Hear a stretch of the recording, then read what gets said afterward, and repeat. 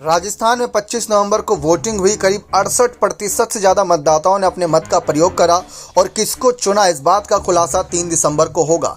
लेकिन चर्चा करना चाहेंगे कि कांग्रेस दावा कर रही है उनकी सरकार बनेगी, तो बीजेपी दावा कर रही है उनकी सत्ता में वापसी होगी लंबे समय के बाद। लेकिन आखिर किसके दावे में हकीकत है, इस बारे में चर्चा करना चाहेंगे, और खासकर बीजेपी को लेकर, क्योंकि अगर कांग्रेस की तरफ नजर दौड़ाएं तो कांग्रेस में 2 ही दावेदार नजर आ रहे हैं सीएम पद के लिए। एक है सचिन पायलट, दूसरे हैं अशोक गहलोत, और गहलोत की दावेदारी ज्यादा मजबूत नजर आ रही है इस वक्त। लेकिन बीजेपी की बात करें तो बीजेपी में एक बार फिर से वसुंधरा राजे की चर्चा तो हो रही है, लेकिन इस बार फहरिस्त में 3-4 नेताओं की और नाम है, तो उन्हीं को लेकर चर्चा करना चाहेंगे। लेकिन उससे पहले अगर आप चैनल पर नए सब्सक्राइब नहीं किए तो चैनल को जरूर सब्सक्राइब करें।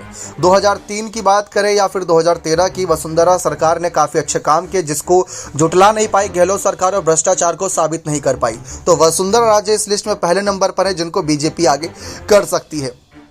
और दूसरे नंबर की अगर बात करें तो सतीश पुनिया की बहुत ज़्यादा चर्चा हो रही है, क्योंकि राजस्थान में बीजेपी के बड़े नेताओं में उनकी गिनती हो रही है। पार्टी के प्रदेश अध्यक्ष रहे सतीश पुनिया का नाम भी काफ़ी ज़्यादा चर्चाओं में रहा है। लेकिन इसी के साथ साथ राजेंद्र राठौड़ की बात करें तो 1990 के बाद से कोई वो चुनाव नहीं हारे हैं, और ये बीजेपी भी देख रही है। वे राजस्थान विधानसभा विपक्ष के नेता रहे हैं, राजपूत समुदाय से आते हैं और पूर्व सीएम और उपराष्ट्रपति भैरों सिंह शेखावत के शिष्य हैं, तो उन पर भी नजर रहेंगी। सीपी जोशी की बात करना चाहेंगे, चित्तौड़गढ़ से 2 बार सांसद हैं, बीजेपी के ब्राह्मण चेहरा माने जाते हैं। बीजेपी ने 2023 के विधानसभा चुनाव के लिहाज से पार्टी कमान उन्हें सौंपी है, तो उन पर भी नजरें रहेंगी। अगर कुछ बड़ा खेला हुआ तो उन पर दाव लगाया जा सकता है। बाकी गजेंद्र सिंह शेखावत की बात करें तो सबसे ज्यादा नाम उन्हीं की चर्चाओं में है।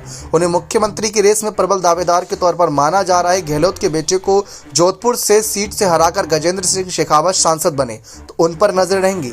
अर्जुन राम मेघवाल राजस्थान में बीजेपी के दलित चेहरा माने जाते हैं। बीजेपी ने विधानसभा चुनाव को देखते हुए उन्हें राजस्थान में लगा रखा था, तो उन पर भी नजर रहेंगी।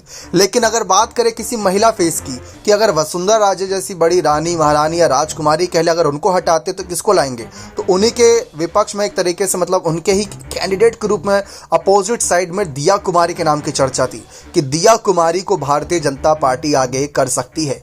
और जब बीजेपी ने अपनी पहली फहरिस्त जारी करी थी, यानी कि अपने कैंडिडेट की लिस्ट जारी करी थी, तो सबसे पहली लिस्ट में दिया कुमारी का नाम था, जो कि इस वक्त वो सांसद पद पर हैं लेकिन विधायक पद पर उतर रही हैं। तो जरूर इसके पीछे कोई ना कोई तो बड़ी खिचड़ी पकी होगी। और पीएम मोदी से काफ़ी मुलाकात भी हुई थी जब राजस्थान आए थे, तो वहाँ पर उनके नाम की सबसे ज़्यादा चर्चा है। तो राजस्थान में अगर किसी महिला को चुनती है बीजेपी तो वसुंधरा राजे या दिया कुमारी में से कोई बड़ा नाम हो सकता है।